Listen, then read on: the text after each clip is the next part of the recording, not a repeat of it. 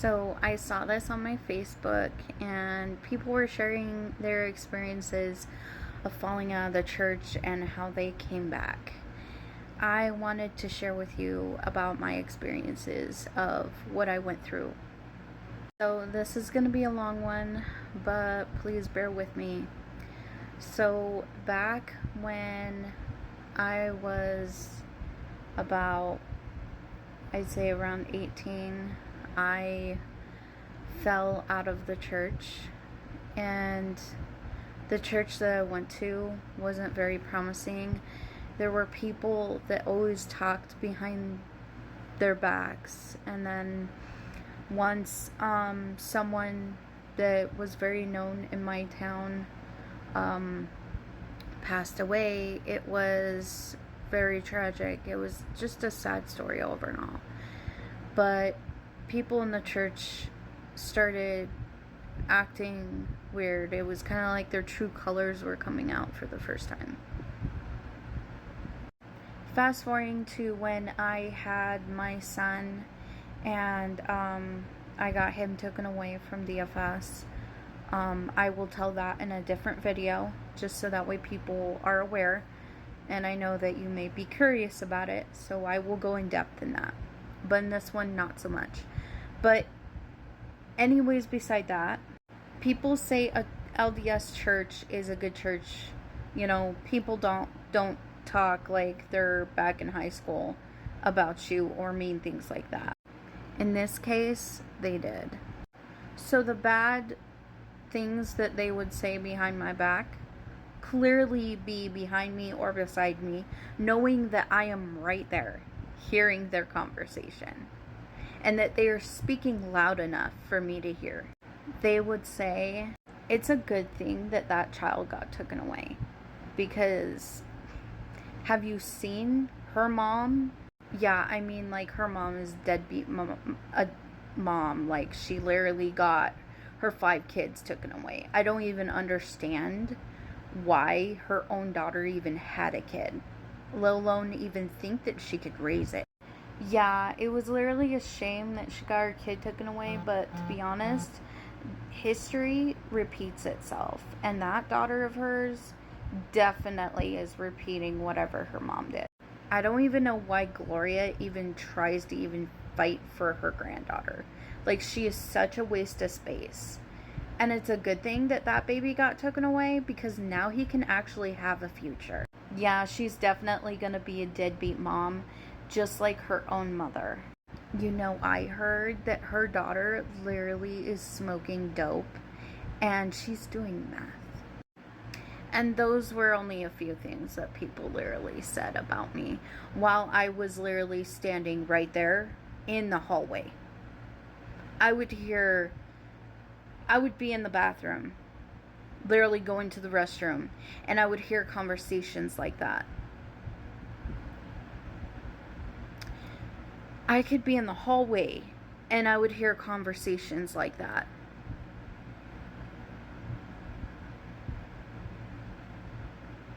And these were women that literally were like 30, 40 years old. The beginning and the end one was literally a woman that was literally friends with my grandmother.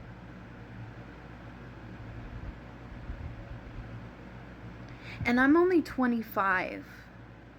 And I'm hearing this come with other people that I literally wave and say hey and good morning to. I was friends with their kids. So you could understand why I left that church. I couldn't handle going there every Sunday and hearing women that were older than me gossip as if they were in high school. So I stepped away from the church. I wanted nothing to do with it. Hearing these hurtful words from people that I thought were nice, they were literally rude. And I started seeing, like, these are fake people that go to this church that are literally standing up there at the congregation, literally saying that they have testimonies of the Lord when they're literally saying hurtful words behind my back. And I'm obviously hearing them. They know I'm fucking in there. They can hear it. Like, it was so heart-wrenching to hear people compare me to my mother. And I felt like I was nothing. I felt like no matter how many good decisions I try and make in my life, people are always gonna criticize me or assume that I am like my mother, that's a deadbeat mother, and someone that, like, that hurt me so bad that I stepped away. I stepped away from my mental health, and I wasn't gonna hear that. That was just disrespect to me. Like, who are you?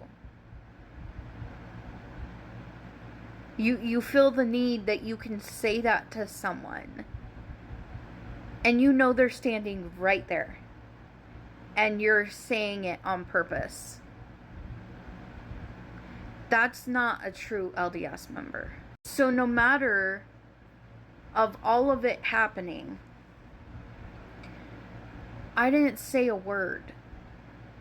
I know most women out here would have said something and, like, would have done something about it, but to be honest, I stayed silent. I was like, there's no point of saying anything.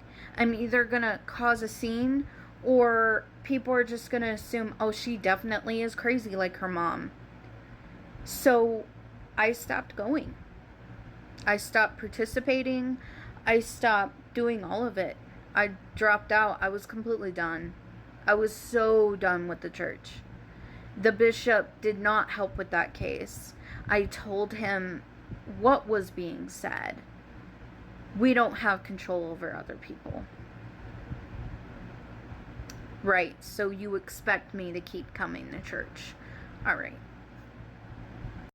So, I stopped for so many years. Okay? I was 25 when this happened. Well, actually, I was 23. And then when I hit 25, the rumor started that I was doing drugs. And then after that, I kind of just dropped out. I stopped going to church. I stopped doing anything that was socialized with Mormonism. That so much, I decided to be lesbian. Because if a man can't love me, then who would? And I really didn't care. So I kind of did flush my life down the toilet. But years went past, and I would start seeing missionaries walking down the street. And I would wave at them. And my friends at the time would ask, why are you waving at the missionaries? They're a cult. And I'm like, I know. I don't really care. They're people like us. Why should it matter? So I started seeing missionaries once in a while. And my uncle told me I should go back to church. I told him I really don't want to, and he tried convincing me. It was until my grandmother stopped at the house. I'll tell in part 2. Until my grandma came. So my grandma knocked on the door. She was kind of frustrated. She just wanted to talk to me. So we go into her car, we talk, and she tells me, I don't want you to leave the church just because of what people say or what happened. And I told her, well, I don't know how I can set foot in there after everything that happened. My grandmother begins to say that it is not the church, it's the people in the church. And sometimes people in the church can be very questionable themselves. And then she started talking about how each of those people that talked bad about me, yeah, how messed up their lives were. And why I was the easiest target. So I thought about it. And I told her, all right, I'll go one last time. I have already fallen from grace. And I just wanted her to stop. So I went just to make her happy. Tell you the truth, as soon as I sat in the middle of the service, he was talking to the people in the church, like just looking at them. And then he glanced at me and kept staring at me for weird. I don't know why, but he started talking about forgiveness and how we're not all perfect. And how we need to start seeing that other people are not perfect like we are. And there is no such thing as perfect. And I had to quickly leave. And I remember going outside and I was crying. And I was wondering, this isn't me.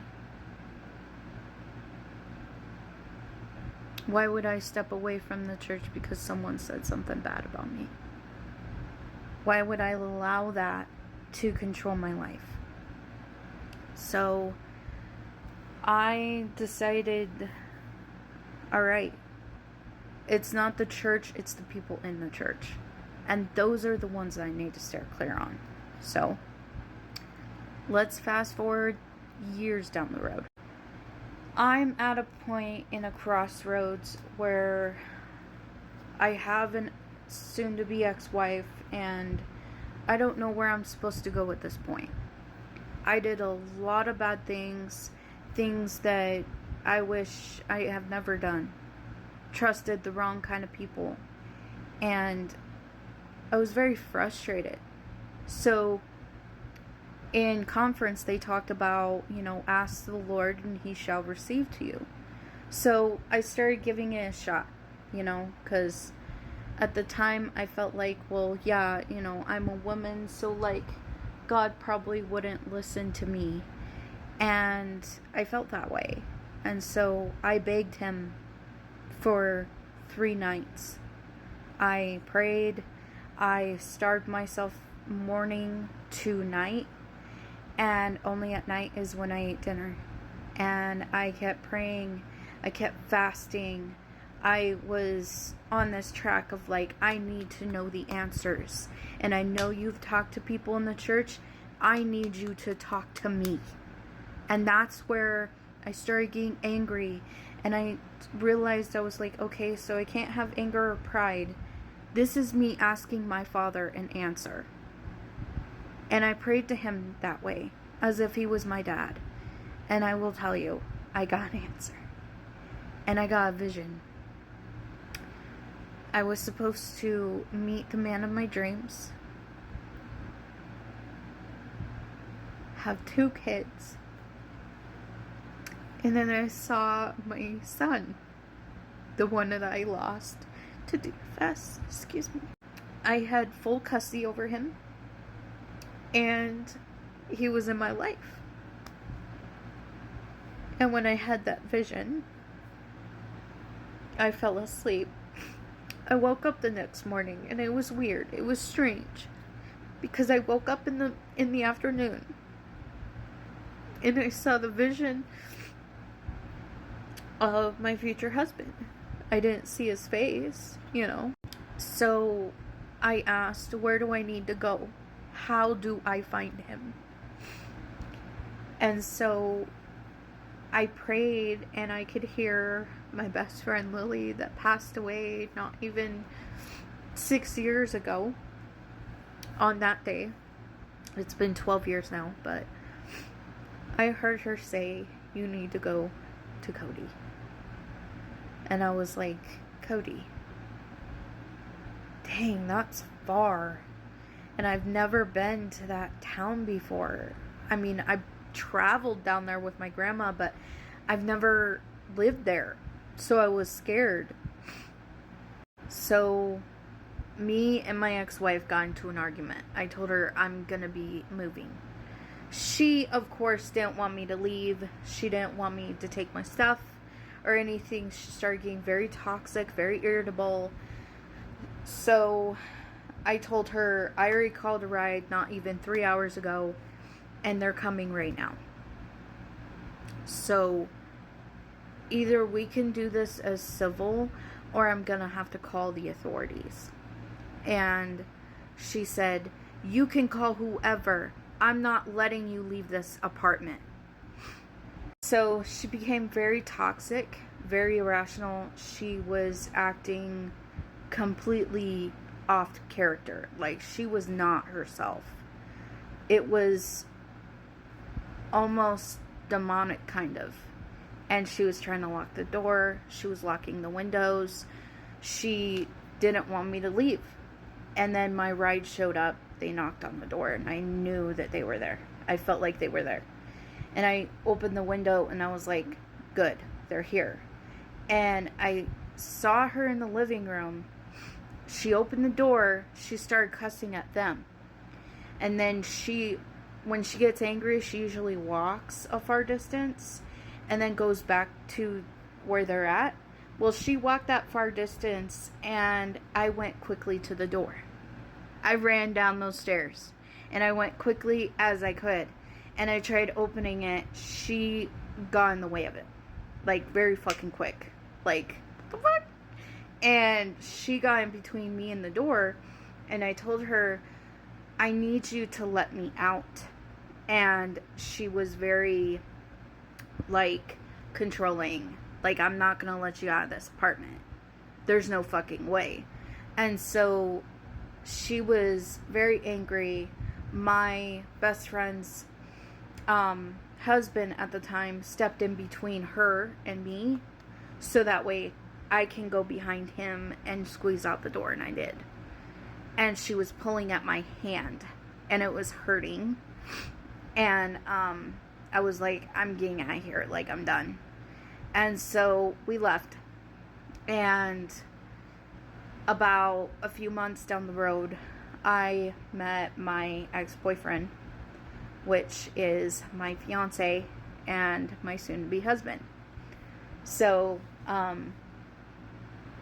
that was a miracle that God gave me in a situation that I was able to get out of. And I'm going to tell you, the further it went, the more I started realizing that the Lord has always been with me. I just needed to know how to talk to Him the right way. And I did. And throughout the years, I started doing that. I started fasting for 3 days, praying, talking to Him as if He is my dad, not my Lord and Savior. I started talking to Him as if He was my father. And because I grew up with not having a dad, which will be in a different story that I'll tell. But just going through the miracles of things that the Lord has given me, like my son right now, I prayed for him. I fasted, and I prayed that I would get pregnant, and He blessed me with a child. Even when I thought I wouldn't be able to. So now to this day, I go to church, and I still pray, and I read the scriptures, and I believe strong-heartedly of everything that He has done, because He has given me miracles to testify. And I do testify this. Just give Him a chance. Give Him your heart. Talk to Him as if He's your dad. Because that's all He wants. So all you have to do is take from this is that the Lord's going to put people into your life, and the devil's going to put people into your life. And that's where I feel like many people that are high functioning, that have disabilities, mental disabilities. It could be bipolar. It could be intellectual disability. It could be autism. It could be Asperger's. It could be absolutely any kind of disability. It could be absolutely any kind of mental health issue, personality disorder, bipolar. It could be anything. OCD, ADHD, doesn't matter. The Lord wants your heart and He wants you. Not the people around you. He wants you. And I want you to sit with that. You could be homeless and not have a vehicle, but you need a job to live. You could be a single mother having a child and you're having a meltdown and you step away.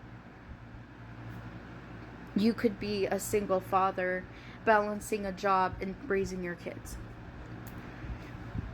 You could be a grandmother having a child throwing their life down the toilet and you can't do anything about it. You could be a business person. You could be a business coach, not getting a chance to be heard or being people hearing you. You could be a partner in a business and your partner ain't hearing you. You could be a business owner. You could be a song artist, producer. You could be a soccer coach. You could be any absolute person, a teacher, a coworker. You could be a vice president. You could be any of these things. And there's even more. Okay? There's more on top of that. And if you have thoughts of more people like they're different, artists and all of that, I need you to understand that the Lord doesn't want to hear you morning, evening, and night. He wants to hear you every minute of the day. It doesn't matter that you made mistakes. People are not perfect. Moms and dads are not perfect. If we were, we would have had a book about raising kids, and we don't. When people are born, we didn't get handed a book, But I'm telling you, He wants to hear from you. Every minute, every second of the day. If you can't do seconds, that's fine. Do minutes. Set a time. If you're feeling bored, you don't have to open the scriptures. You could just pray. Go to the bathroom. Go in your bedroom. You could sit there with your friends and just cross your arms. Okay? And just look down. Shut your eyes and pray. You could have a hoodie on. Cross your arms. And you're sitting on a couch. Put your hoodie on and fucking pray. You could do it in every dedicated way. Any type of way. All the Lord wants to hear is you. And He wants your heart. Because I will tell you, my experiences with the LDS church were up and down. Constantly. It was always constant. Up and down. But this is one thing I just want you to take from this. No matter that my trust with the church was up and down,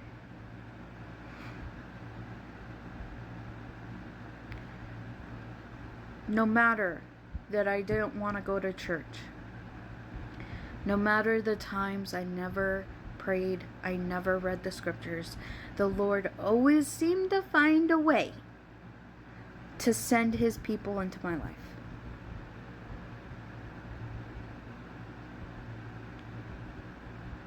So no matter what, the Lord is always going to find you. He's always going to send people into your life. Because He only wants your heart. He only wants you, not what you can give Him. He's not like all these little humans on this earth. He's different. He only cares about you, not what people do for you or people around you. He only cares about you.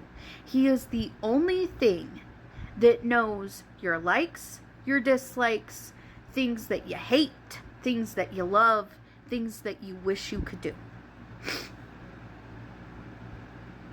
And you could ask the Lord absolutely anything. Lord, can you help me be smarter? Can you help me be more patient? Can you help me be more loving? You could ask Him absolutely anything, and He will do that. If you ask Him the biggest question that almost every single person tries to find, can you help me be like Jesus? Can you help me forgive? Let go. Can you help me not have so much pride? He will do it for you. But the one thing I always say is make sure you repent for the mistakes that you make and try and learn from them.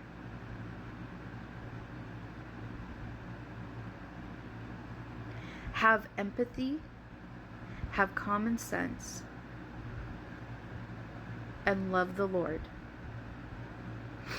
And this is one thing that I hope people do take from this.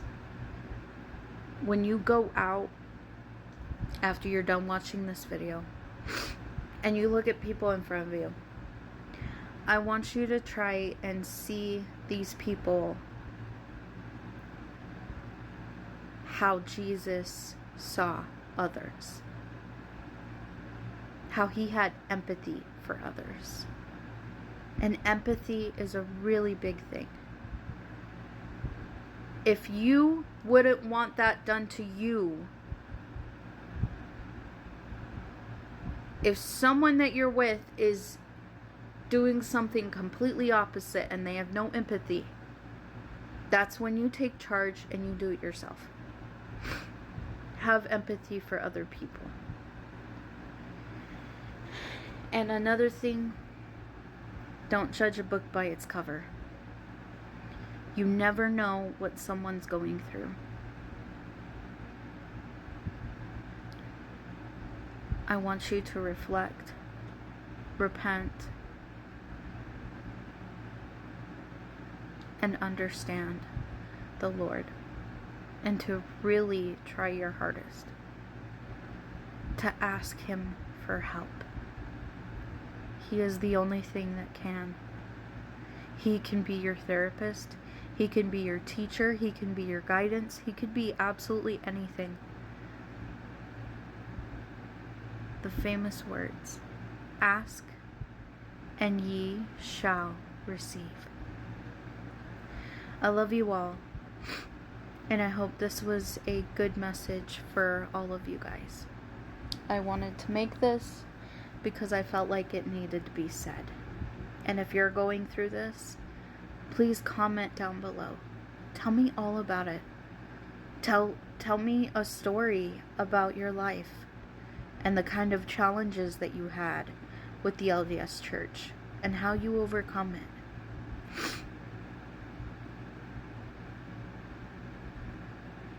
And don't worry, I'm very aware of the hateful comments I'll get. I love you all. And y'all have a wonderful night. It is 9:35 and I should be heading to bed. I love you all. Good night. Mwah.